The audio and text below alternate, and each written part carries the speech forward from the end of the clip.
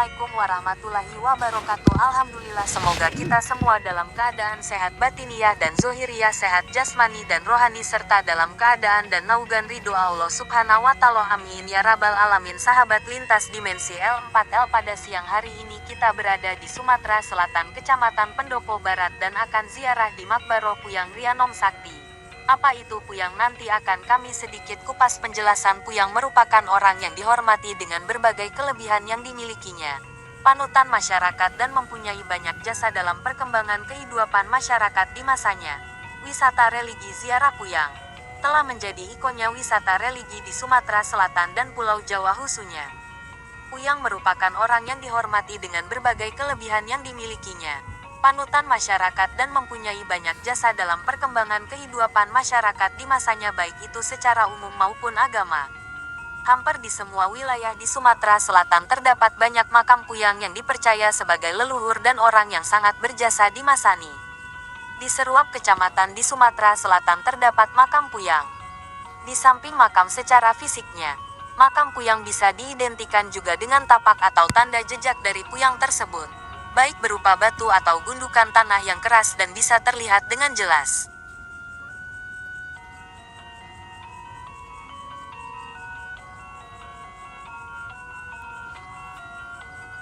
Ada salah satu Puyang yang sangat terkenal di Sumatera Selatan, yakni Puyang Sipahit Lidah, dan makam beliau terdapat banyak di Sumatera Selatan, dan salah satu Puyang yang dikenal oleh masyarakat luas adalah Puyang Sipahit Lidah. Pada kesempatan kali ini tim lintas dimensi akan ziarah di Makbaro Puyang Rianom Sakti di Desa Linge, Kecamatan Pendopo Barat, dan ada beberapa makam Puyang yang dikenal. Makam Puyang Atung Bungsu, makam Puyang Kanci Diwe, makam Puyang Penjalang Aryo Tabing, makam Puyang Serunting Sakti, Semidang, makam Puyang Pendite di Jangga, makam Puyang Mangku Anom, makam Puyang Agung Lawangan, makam Puyang Syekh Nur Kodim Al-Baharudin, serta makam Puyang Rebah Tinggi, makam Puyang Kedung, dan makam Puyang Siang. Untuk peziarah biasanya ada ritual khusus yang dilakukannya serta ada keinginan yang disampaikan. Yang paling sering dan ramai dikunjungi peziarah adalah makam Puyang Serunting Sakti, yang konon habarnya adalah tokoh legendaris yang dikaitkan dengan Sipahit, sesosok orang yang bisa mengutuk orang-orang menjadi batu. Makam Puyang Serunting Sakti berada di Desa Pelankenidai, Tanda, kurang lebih 15 km dari titik nol kota Pagar Alam. Untuk berziarah ke makam ini, pengunjung ditemani oleh Jurai Tue atau juru kunci yang merupakan tokoh masih garis keturunan Serunting Sakti dan mengerti tentang makamnya. Nama kabupaten ini, menurut cerita rakyat, berasal dari kata empat lawangan, yang dalam bahasa setempat berarti empat pendekar pahlawan. Hal tersebut karena pada zaman dahulu terdapat 4 orang tokoh yang pernah memimpin daerah ini. 9. 10. Pada masa penjajahan Hindia Belanda, sekitar tahun 1870 sampai tahun 1900, Tebing Tinggi memegang peran penting sebagai wilayah administratif, onderafdeling, dan lalu lintas ekonomi karena letaknya yang strategis. Tebing Tinggi pernah diusulkan menjadi ibu kota keresidenan saat Belanda berencana membentuk Keresidenan Sumatera Selatan, Zuid Sumatera, tahun 1870-an, yang meliputi Lampung, Jambi, dan Palembang. Tebing Tinggi dinilai strategis untuk menghalau ancaman pemberontakan daerah sekitarnya, seperti Pagar Alam, Pasemah, dan daerah perbatasan dengan Bengkulu. Rencana itu batal karena Belanda hanya membentuk satu keresidenan, yaitu Sumatera. Pada masa penjajahan Jepang tahun 1942 sampai tahun 1945, onderafdeling Tebing Tinggi berganti nama menjadi Wilayah Kewedanaan, dan akhirnya pada masa kemerdekaan menjadi bagian dari wilayah sekaligus ibu kota bagi Kabupaten Empat Lawang. Pendopo Barat adalah salah satu kecamatan di Kabupaten Empat Lawang, Provinsi Sumatera Selatan, Indonesia. Pendopo Barat, Kecamatan, Negara, Indonesia, Provinsi Sumatera Selatan, Kabupaten.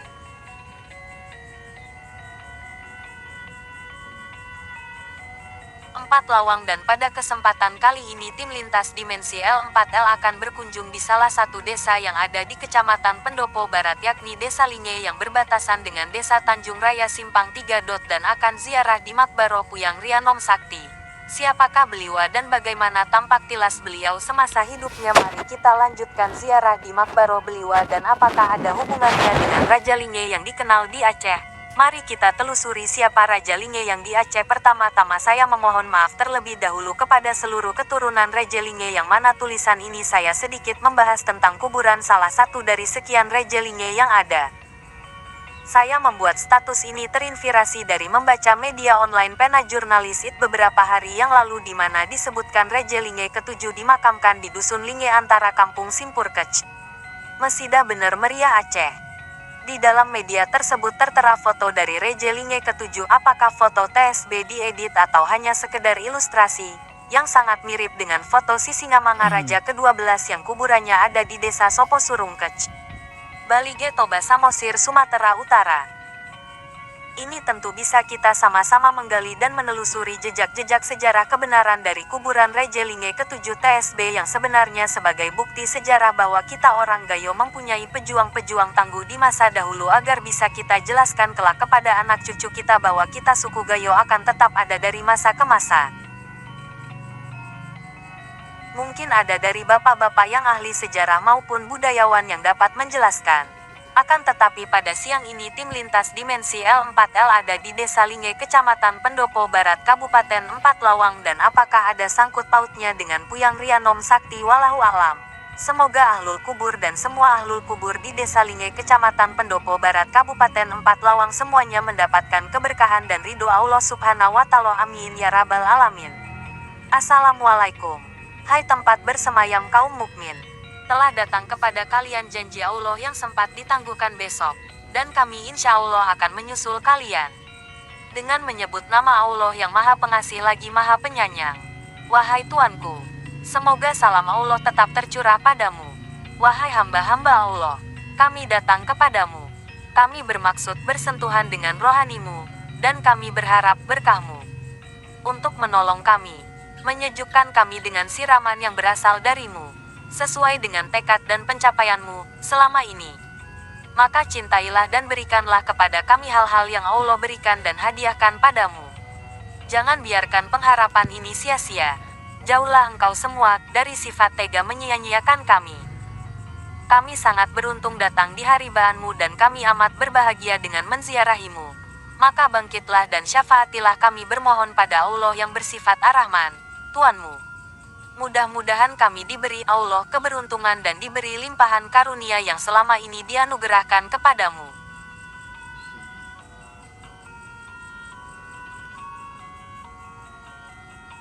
Junjungan kami, Nabi Muhammad, pemilik mahkota, Miraj, kendaraan burak, dan bendera pujian, serta penolak bala, wabah dan penyakit. Nabi yang jasadnya suci dan disucikan, beraroma harum semerbak dan bercahaya. Nabi yang namanya terangkat dan terpampang di Lauhul Mahfuz dan kolam. Sang matahari di kala siang dan bulan purnama di dalam kegelapan. Cahaya petunjuk dan pelita seluruh kegelapan. Abi Al-Qasim, pemimpin dua alam dan pemberi syafaat bagi jin dan manusia. Abi Al-Qasim junjungan kami Nabi Muhammad bin Abdullah, pemimpin suku Arab dan Ajam. Nabi dari dua tanah haram, yang dicintai Tuhan penguasa kedua arah timur dan barat. Wahai siapa saja yang merindukan untuk melihat cahaya keindahannya, ucapkanlah solawat dan salam kalian kepadanya.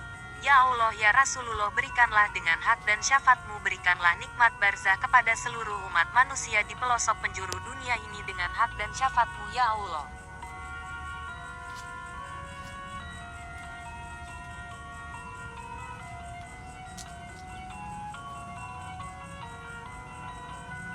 Ya Allah, limpahkanlah rahmat serta keselamatan atas junjungan kami, Nabi Muhammad, pemilik mahkota, Miraj, kendaraan burak, dan bendera pujian, serta penolak bala, wabah dan penyakit. Nabi yang jasadnya suci dan disucikan, beraroma harum semerbak dan bercahaya. Nabi yang namanya terangkat dan terpampang di Lauhul Mahfuz dan kolam. Sang matahari di kala siang dan bulan purnama di dalam kegelapan. Cahaya petunjuk dan pelita seluruh kegelapan. Abi Al-Qasim, pemimpin dua alam dan pemberi syafaat bagi jin dan manusia. Abi Al-Qasim junjungan kami Nabi Muhammad bin Abdullah, pemimpin suku Arab dan Ajam.